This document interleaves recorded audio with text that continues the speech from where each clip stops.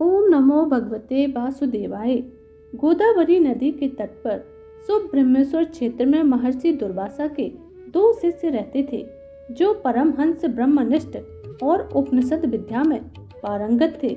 वे भिक्षा मात्र भोजन करते और पुण्यमय अपने जीवन को बिताते गुफा में निवास करते थे। उनमें से एक का नाम सत्यनिष्ठ और दूसरे का नाम तपोनिष्ठ था। वे इन्हीं नामों से तीनों लोकों में विख्यात थे।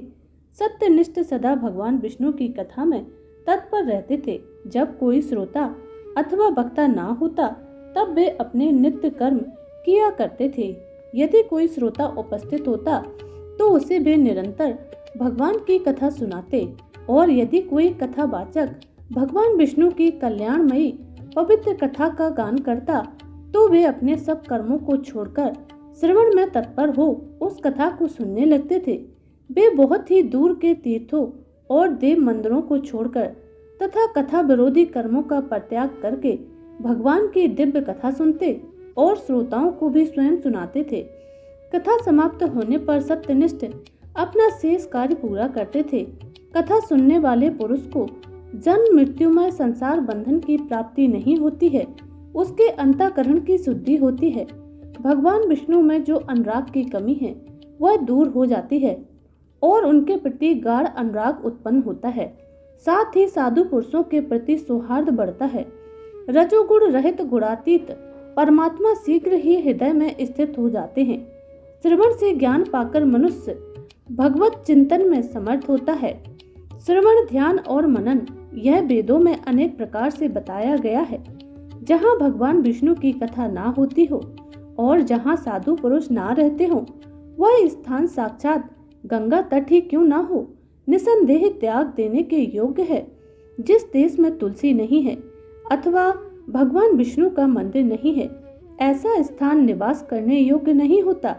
यह निश्चय करके मुनिवर सत्यनिष्ठ सदा भगवान विष्णु की कथा और चिंतन में संलग्न रहते थे। दुर्वासा जी का दूसरा शिष्य तपोनिष्ठ दुराग्रह पूर्वक कर्म में तत्पर रहता था। वह भगवान की कथा छोड़कर अपना कर्म पूरा करने के लिए इधर उधर हट जाता था। कथा की अवहेलना से उसे बड़ा कष्ट उठाना पड़ा। अंततोगत्वा कथा परायण सत्यनिष्ठ ने ही उसका संकट से उद्धार किया। जहाँ लोगों के पाप का नाश करने वाली भगवान विष्णु की पवित्र कथा होती है, वहाँ सब तीर्थ और अनेक प्रकार के क्षेत्र स्थित होते हैं। जहाँ भगवान विष्णु की पुण्यमयी नदी बहती है, उस देश में निवास करने वालों की मुक्ति अवश्य होती है। पूर्व काल में पांचाल देश में पुरुयशा नामक एक राजा थे, जो पुण्यशील एवं बुद्धिमान राजा भूरियशा के पुत्र थे। पिता के मरने पर पुरुयशा राज्य सिंहासन पर आसीन हुए। वे धर्म की अभिलाषा रखने वाले, उदारता आदि गुणों से संपन्न और धनुर्विद्या में पारंगत थे।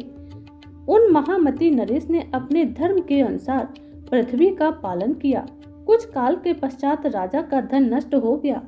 हाथी और घोड़े बड़े बड़े रोगों से पीड़ित होकर मर गए। उनके राज्य में ऐसा भारी अकाल पड़ा जो मनुष्यों का अत्यंत विनाश करने वाला था। पांचाल नरेश राजा पुरुयशा को निर्बल जानकर उनके शत्रुओं ने आक्रमण किया और युद्ध में उनको हरा दिया।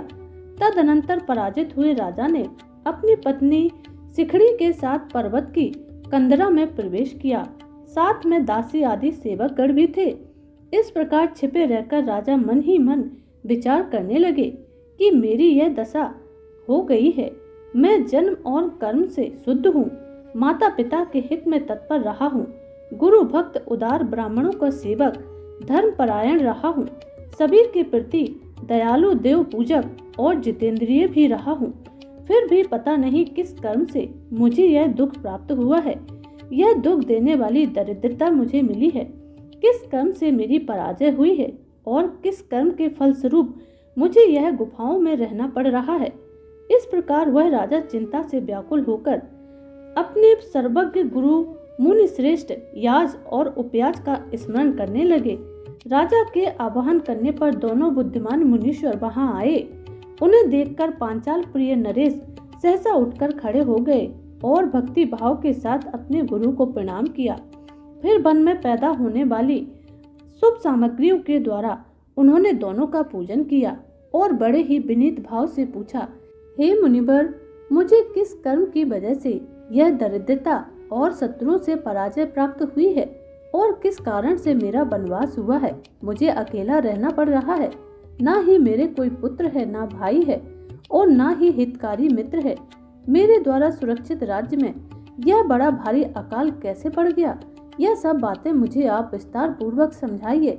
राजा के इस प्रकार से पूछने पर दोनों मुनि कुछ देर तक शांत रहे। फिर वे कहते हैं, हे राजन, तुम पहले के 10 जन्मों तक महापापी व्याध रहे हो। तुम सब लोगों के प्रति क्रूर और हिंसा परायण थे।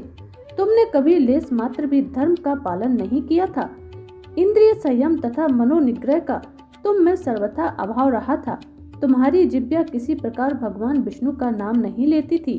तुम्हारा चित्त गोविंद के चारों चरणार बिंदों का चिंतन नहीं करता था और तुमने कभी मस्तक झुकाकर परमात्मा को प्रणाम नहीं किया। इस वजह से तुम्हें यह जीवन प्राप्त हुआ है।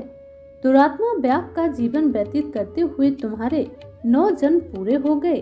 10वां जन्म प्राप्त होने पर तुम सहा पर्वत पर पुनः व्याग हुए। वहाँ सब लोगों के प्रति क्रूरता करना ही तुम्हारा स्वभाव था। तुम मनुष्यों के लिए यम के समान थे।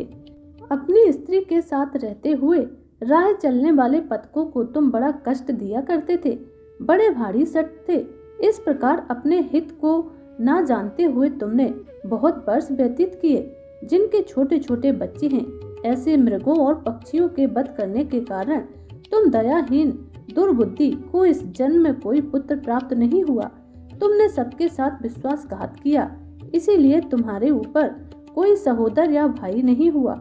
मार्ग में सबको पीड़ा देते रहे, इसीलिए इस जन्म में तुम मित्र रहित हो। साधु पुरुषों के तिरस्कार से शत्रु द्वारा तुम्हारी पराजय हुई है। कभी दान न देने की वजह से तुम्हें यह दारुण दरिद्रता प्राप्त हुई है। तुमने दूसरों को सदा उद्वेग में डाला, इसीलिए तुम्हें दुसह वनवास मिला। सबके प्रिय अप्रिय होने के कारण तुम्हें असहा दुख मिला है। तुम्हारे क्रूर कर्मों के फल से ही इस जन्म में यह सब तुम्हें मिला है और तुम्हारा राज्य छिन गया है। बैसाख मास की गर्मी में तुमने स्वार्थवश एक दिन एक ऋषि को दूर से तालाब बता दिया था और उस हवा के लिए पलाश का एक सूखा पत्ता दे दिया था। बस जीवन में इस एक ही पुण्य के कारण तुम्हारा यह जन्म परम पवित्र राजवंश में हुआ है। अब यदि तुम सुख, राज्य, धन, धान्यादि संपत्ति, स्वर्ग और मोक्ष चाहते हो अथवा सायुज्य एवं श्री हरि के पद की अभिलाषा रखते हो तो बैसाख मास के धर्मों का पालन करो। इससे सब प्रकार के सुख पाओगे। इस समय बैसाख मास चल रहा है। आज अक्षय तृतीया है। आज तुम विधि पूर्वक स्नान और भगवान लक्ष्मीपति की पूजा करो।